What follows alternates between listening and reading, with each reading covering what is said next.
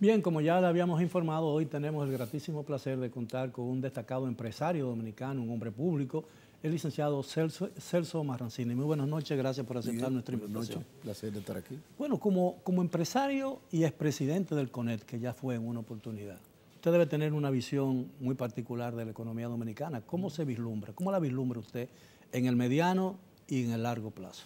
Mira, yo creo que lo primero es que hay que mencionar que la economía dominicana se ve de dos formas. Si uno se reúne con un banquero internacional o con un fondo de inversión, reconocen que esta es una de las mejores economías en cuanto a crecimiento y estabilidad.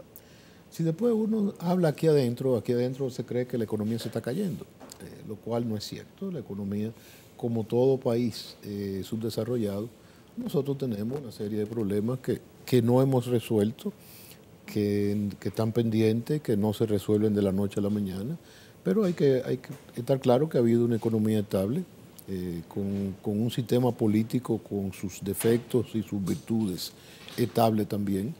El problema fundamental para los que producimos en la República Dominicana, yo diría que son dos cosas. Primero es el cambio constante de reglas, o yo diría que son tres.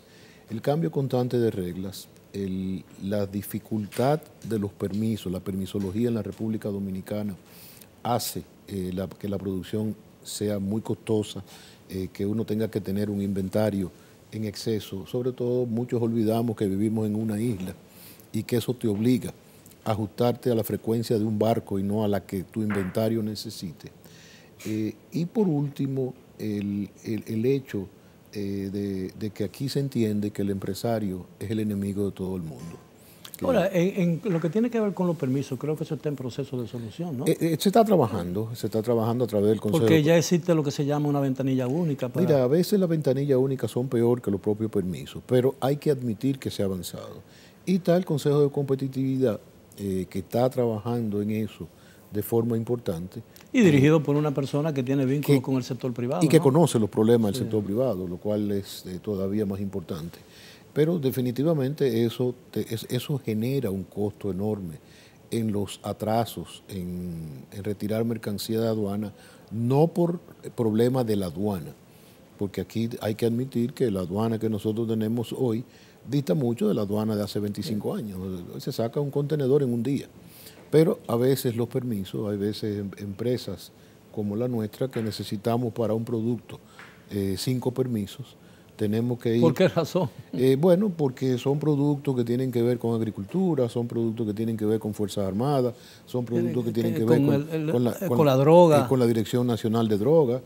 Tienen que ver. El otro día yo le decía a mi querido... Y no existe, cuando se habla de ventanilla única, se supone, o la gente que supone, ¿no?, que todos esos permisos se sacan de una vez, ¿no?, en un solo lugar. Pero todavía no funciona así. Ahora existe una nueva regulación que es el operador económico, que eso realmente, y nosotros ya gracias a Dios calificamos como operador económico, no solamente nos va a permitir retirar inmediatamente y llevar a una zona aduanera controlada por la Dirección General de Aduanas, pero controlada por uno también. Esos productos no se podrán retirar hasta que no hayan cumplido con todas las regulaciones. Entonces, ¿cuál es la ventaja si no se pueden retirar? Que no lo tienes que tener en aduana y no tienes que pagar demoras en puertos. Las demoras en puertos son asesinas. Porque además en mejores condiciones climatológicas, ¿no? Indudablemente, si es un producto que tiene que estar refrigerado, pues tú te evitas tenerlo que tener en un contenedor refrigerado que cuesta mucho dinero. Entonces, todo eso va a reducir el costo de producir en la República Dominicana. A veces... Me resulta curioso que entre las 3 factores que usted dice que pueden constituir una amenaza o que pueden obstaculizar el crecimiento económico, no mencionó el tema eléctrico, ¿no? Bueno, eso es parte, porque yo no te diría solamente el tema eléctrico, yo te diría que el tema de servicios en general. O sea, eso aquí el hecho de que todos tenemos que tener un pozo, todos tenemos que tener vigilancia, todos tenemos que proveernos de plantas de tratamiento, porque ahora las regulaciones, como deben ser, te obligan a tener una planta de tratamiento. En países más desarrollados, la municipalidad te tiene una planta de tratamiento a donde todo el mundo vierte y paga. No, en este caso tú tienes que tener una tuya donde viertes y pagas.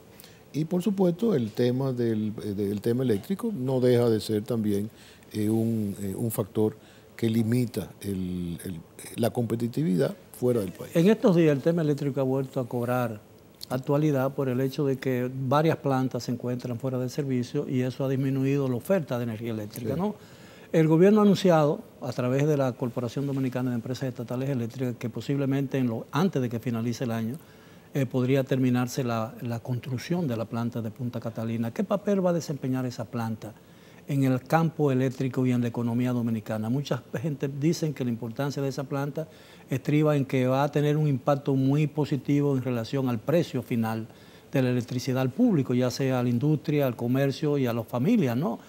Otros dicen que es la diversidad en la matriz que va a abaratar el costo de generación y todo eso. ¿Cuál va a ser el papel realmente y dónde radica la importancia de ese complejo? Yo creo que es una combinación de los factores que tú decías. O sea, va a aumentar la generación. Este es un país que no tiene una generación, una capacidad fría. Cuando tú tienes un problema como el que se está viviendo ahora, del problema de AES, sí, o el mantenimiento de alguna planta, no hay con qué sustituirlo. La entrada de Punta Catalina sustituiría en parte eso. Aquí debe de empezarse a licitar urgentemente otra planta.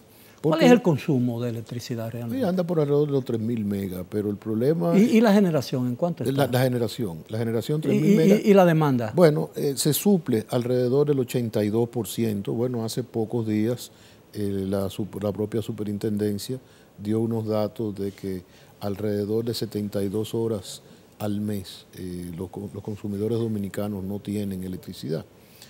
Lo que pasa es que no se puede... Estamos hablando de 3 horas al día, ¿no? Sí. Lo que realmente...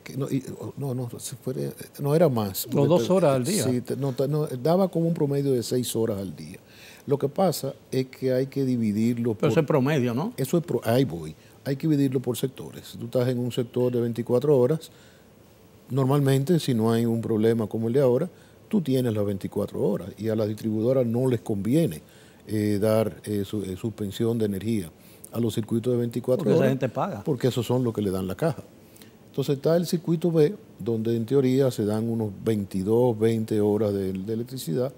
El C se dan unos 18 y el E, eso se dan entre 12, 13 horas, que son los circuitos de peor calidad, no solamente por el pago, sino por la propia instalación de las redes de esos circuitos. Pero ¿cuál es la capacidad de generación del país? La buena y la mala. Alrededor de 3.000 megas. Es decir, el país está equilibrado a veces. Sí. Pero como hay plantas muy ineficientes que tienen un alto costo de generación... Esa planta no se prende. Esa planta no se prende. Entonces, evidentemente, todos esos déficits los va a llenar Punta Catalina. Además. Eso es así, pero este es un sistema que crece 125 megas anuales.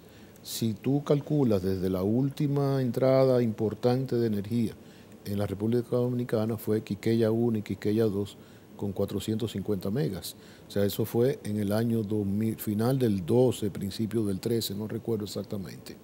Entonces, a partir de ahí, 13, 14, 15, 16, 17, tiene 6 años donde no ha entrado nueva energía, salvo los parques eólicos y solar. Exacto. Sí, eso ha entrado, pero... son más de 100 megas, ¿no? Sí, tú puedes calcular como unos 150 megas entre la parte privada y la parte que se ha instalado con contratos con la CDE. Y esa generación es a más bajo costo, ¿no? Es a más bajo costo, pero no es una generación constante. Entonces, el viento... Lo que se dice que no es una generación de base, porque si no hay sol, no hay viento, pero es una generación muy económica, es una generación que anda por alrededor de 5 centavos el kilovatio, cuando nosotros estamos hablando ahora de que el mercado spot está en 16, con tendencias a subir por esta crisis, esta es una crisis que arriba de todo se aumenta por la enorme sequía que ha habido en las áreas de las pero aparentemente esa sequía terminó, ¿no? Con toda esta lluvia. No, desgraciadamente. La sequía ha sido, la lluvia ha sido en la parte sur, en la parte donde están las presas, la parte del norte, incluso ha afectado hasta la producción de banano, y yo te puedo hablar de eso porque he estado afectado por la sequía en la producción de banano. Aquí la gente piensa que ha llovido mucho, la lluvia se ha concentrado en el distrito, San Cristóbal, de la parte sur, algo en San Pedro de Macorís, pero son zonas donde no hay presas. Pero hay ríos, ¿no? Y los ríos ayudan. Ayudan, pero no a las áreas de presa, desgraciadamente. Bien, tú tienes presas ahora mismo que tú la puedes caminar a pie. Bien, hay una pregunta que se formula mucha gente. Una vez entre Punta Catalina a la red de electrificación dominicana, ¿de qué manera eso se va a reflejar en el consumo y en el costo de la energía eléctrica? Vamos a hablar de eso cuando regresemos después de esta pausa.